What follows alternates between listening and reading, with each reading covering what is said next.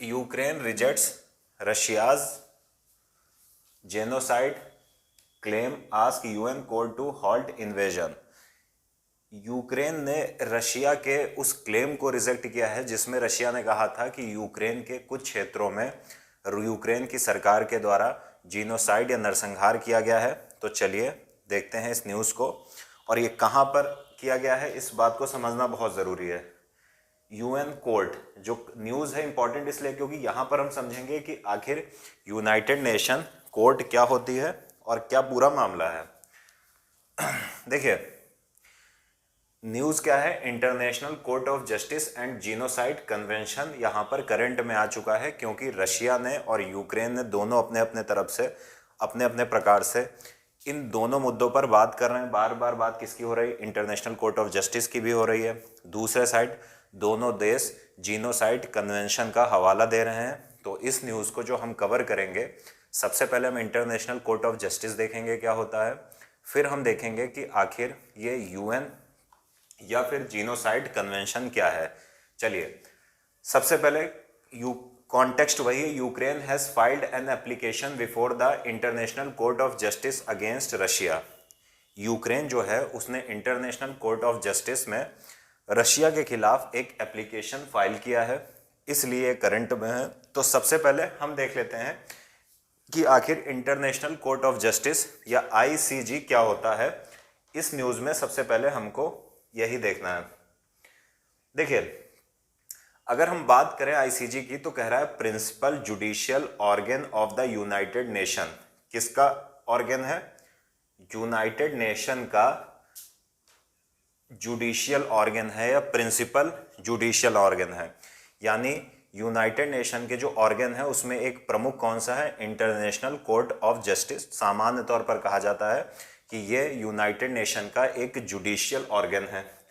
Only organ of UN not located in New York.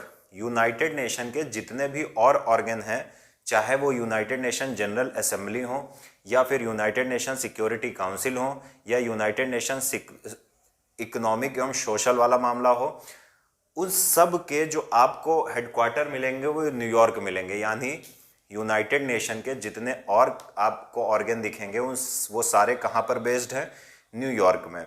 United Nation का केवल एक organ आपका ये दिखेगा, इंटरनेशनल कोर्ट ऑफ जस्टिस, जो न्यूयॉर्क में लोकेटेड नहीं है। इसलिए यहां से क्वेश्चन बन सकता है, इस्टेब्लिश कब हुआ था, जून 1945 में इस्टेब्लिश हुआ था by the charter of UN. United nation के एक चार्टर के द्वारा, एक कानून के द्वारा 1945 में इसकी स्थापना की गई थी। Successor, it is a successor of permanent court of international justice. देखिए ये उत्तराधिकारी है किसका, इसके पहले इसी प्रकार से एक आप देखोगे जैसे यूनाइटेड नेशन है वैसे ही फर्स्ट वर्ल्ड, देखिए यूनाइटेड नेशन का गठन किया गया है सेकेंड वर्ल्ड वॉर के बाद।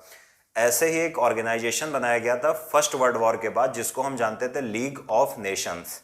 और जब लीग ऑफ नेशंस बना था तो वहां पर एक कोर्ट बनी थी, उसका नाम था permanent court of international justice.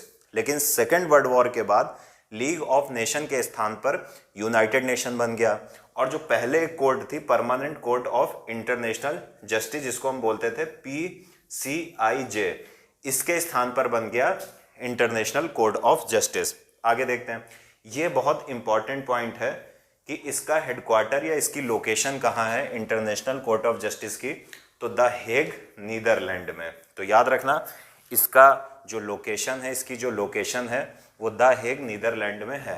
आगे देखते हैं, अब इसका काम क्या है, to settle legal dispute submitted to it by the state.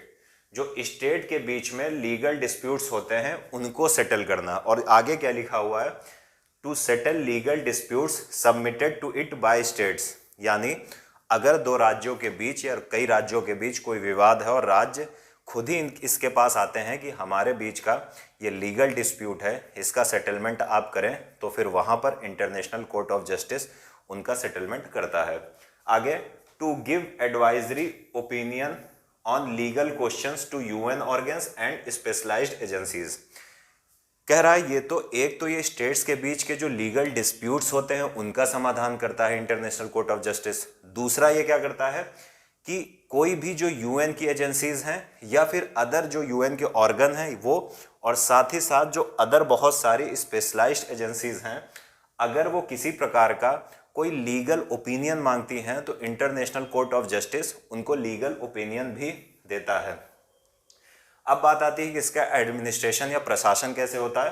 तो द जजेस of the court are assisted by a registry, the administrative organ of the ICJ. देखिए, जो इंटरनेशनल कोर्ट ऑफ जस्टिस हैं उसके जो जजेस हैं उनको सामान्य तौर पर एक रजिस्ट्री है जो उसके कामों में सहायता देती है। यानी इंटरनेशनल कोर्ट ऑफ जस्टिस के जो जज हैं, जज को अपने काम में सहायता देने के लिए एक रजिस्ट्री है। रजिस्ट्री क्या है? रजिस्ट्री कुछ नहीं है, एक प्रकार से एडमिनिस्ट्रेटिव ऑर्गन है। कुछ लोग मिलकर रजिस्ट्री बनाते हैं जो जजेस को सहायता प्रदान करते हैं। अब इंटरनेशनल कोर्ट ऑफ जस्टिस की ऑफिशियल लैंग्वेज, बहुत इंपॉर्टेंट मामला, इंग्लिश और फ्रेंच इसकी ऑफिशियल लैंग्वेज है किसकी? इंटरनेशनल कोर्ट ऑफ जस्टिस की। अब ज्यूरिसडिक्शन देख लेते हैं, किनका इनका न्यायिक क्षेत्राधिकार क्या है। All members of the UN are automatically parties of the ICJ statute. कहा जा रहा है कि जितने भी यूनाइटेड नेशन के मेंबर हैं वो सब क्या हैं? ऑटोमेटिकली इसकी पार्टी हैं, यानी उन सब तक इसका ज्यूरिसडिक्शन फैला हुआ है या विस्तृत है। आगे देखते हैं।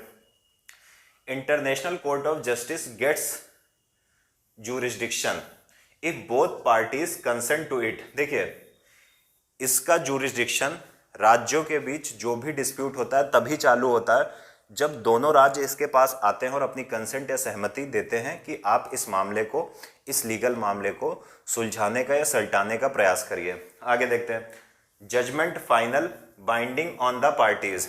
जो इंटरनेशनल कोर्ट ऑफ जस्टिस के जजमेंट होते हैं ये फाइनल होते हैं और ये सभी पक्षों पर बाध्यकारी होते हैं। ICJ has no way to ensure compliance of its order. देखिए, इंटरनेशनल कोर्ट ऑफ जस्टिस को कहा जाता है वैसा ही है जैसे बिना दांत वाला शेर। जैसे भारत में जो चीफ जस्टिस ऑफ इंडिया भी रह चुके हैं दत्तू साहब, उन्होंने कहा था कि भारत में जो ह्यूमन राइट कमीशन है, मानवाधिकार आयोग है, वो बेसिकली बिना दंत वाला शेर है। तो सेम वैसे इसका मामला है कि अगर पार्टीज इसके, ये तो कहा गया है कि इसका जजमेंट बाइंडिंग है दोनों पार्टीज पर या सभी पार्टीज पर, लेकिन अगर पार्टीज इसके जजमेंट को मानने से इनकार करती हैं तो इसके पास कुछ भी ऐसे हथियार नहीं है जिससे ये पार्टियों को बाध्य करे, स्टेट्स को बाध्य करे कि इसके डिसीजन को माने। आगे देखते हैं। अब देखते हैं इनके जजेस के बारे में। देखिए, अगर हम इंटरनेशनल कोर्ट ऑफ जस्टिस की बात करें तो इसमें कुल मिलाकर 15 जजेस होते हैं और प्रत्येक जज का जो टर्म होता है वो 9 साल का होता है। 9 साल के कार्यकाल के साथ 15 जजेस होते हैं। Elected by the United nation general assembly, United nation security council. इसके जो सदस्य होते हैं उनको यूनाइटेड नेशन जनरल असेंबली और साथ ही साथ संयुक्त राष्ट्र सुरक्षा परिषद या यूनाइटेड नेशन सिक्योरिटी काउंसिल के द्वारा इलेक्ट किया जाता है। A candidate must receive a majority of the vote in both bodies. ये बड़ा इंपॉर्टेंट चीज। देखिए, इसमें क्या कह रहा है कि जो भी जज बनेगा उसके लिए ज़रूरी है कि उसको इलेक्ट किया जाए। जो यूनाइटेड नेशन के दो सबसे इंपॉर्टेंट ऑर्गन हैं, यूनाइटेड नेशन जनरल असेंबली और यूनाइटेड नेशन सिक्योरिटी काउंसिल में, उसमें इलेक्ट किया जाए। और आगे कह रहा है कि इलेक्ट होने के लिए ज़रूरी है कि जो जज के लिए मेंबर है वो दोनों ऑर्गन्स में अलग अलग मेजॉरिटी गेन करे या मेजॉरिटी प्राप्त करे। आगे क्या कह रहा है? जजेस are eligible for reelection. कोई व्यक्ति जो इसका जज रह चुका है वो री इलेक्शन के लिए फिर से एलिजिबल होता है। अब क्या इंडियन जजेस कभी भी यूनाइटेड नेशन का जो इंटरनेशनल कोर्ट ऑफ जस्टिस है इसके जज बने हैं? बिल्कुल बने। 4 इंडियन सो फार। 4 भारतीय अभी तक इंटरनेशनल कोर्ट ऑफ जस्टिस के जज बन चुके हैं। दलबीर भंडारी सर जो हैं हैव बीन सर्विंग सिंस 2012। कहा जा रहा है कि जो दलबीर भंडारी हैं ये 2012 से अभी तक इसके जज के तौर पर सर्व कर रहे हैं। वर्तमान में भी Dalbir Bhandari sir international Court of Justice के जज हैं।